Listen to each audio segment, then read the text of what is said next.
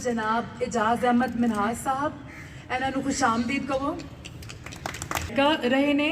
और ਇਹਦੇ ਨਾਲ ਹੈ ਇੰਟਰਫੇਸ ਸਿੱਖ ਕੌਂਸਲ ਤੇ ਗਲੋਬਲ ਸਿੱਖ ਕੌਂਸਲ ਦੇ ਇਹ ਪਬਲਿਕ ਸਟੱਡੀਜ਼ ਹੈ और एग्जीक्यूटिव डायरेक्टर साहब फुल पेश कर रहे हैं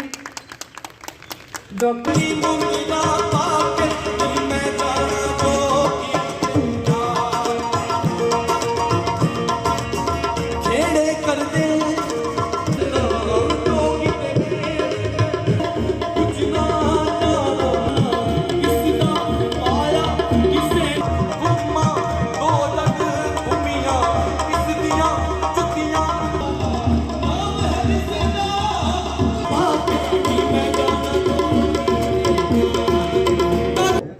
ताकि साड़ी सारियां दी जिहड़ी सांझी विरासत है